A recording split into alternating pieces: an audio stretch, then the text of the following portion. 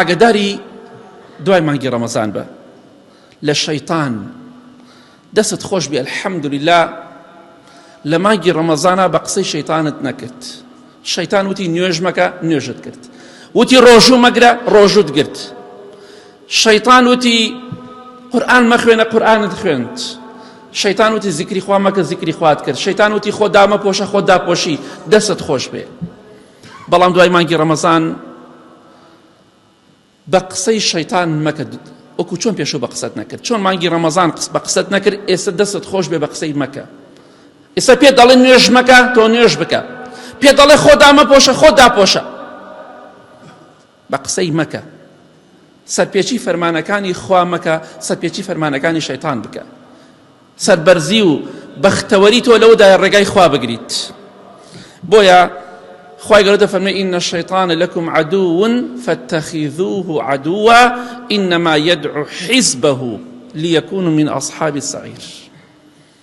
شەیطان دوژمنی ئێوەیە. خوای گەورە دەفەرمێ شەیطان دوژمنی ئێوەیە، نەک دۆست.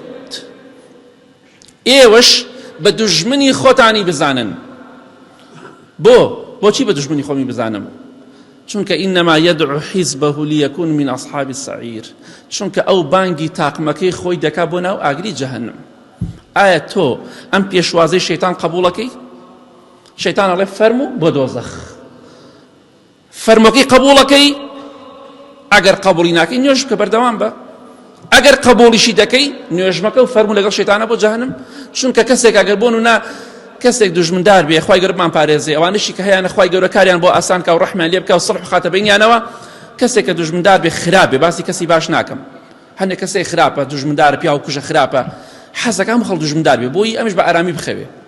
بەڵام خەڵکی شێڵە یاخوا کەس دوژمندار نەبێت. خۆشی دوژمندارە، حەز ناکە، کەسی باشە. یعنی تۆ شەیطانیش خۆی بۆ جەهەنم دەڕوا، حەز ناکات تۆ بڕۆی بۆ بەهەشت. ئەوەی کە خراپەکاری و بەدڕەوشتی ئەکا، پەنا بەخوا زینا ئەکا، ئەڵێ حەزەکەم خەڵکی زینا بکە بۆی بۆ من ئاسانتر بێ. ئەوەی کە پیاو کوژە حەزگا پیاو کوشتن زۆر بێ. ئەوەی دزیەکە حەزگا دزی زۆرتر بێ، بۆی ئەمیش نەگرێتەوە، نەبێتە شەرمەزاری بۆ ئەم. شەیطانیش شەرمەزارە، نایە بەتەنیا بڕوا بۆ دۆزەخ، دەیەوێت خەڵک لەگەڵ خۆی دابرا ببات بۆ ناو جەهەنم. وەڵڵا گە بە قسەی شەیطان بکەی دڵنیا بە هەزار جار، ملیۆن جار، ملیارێ جار پەشیمان دەبیتەوە.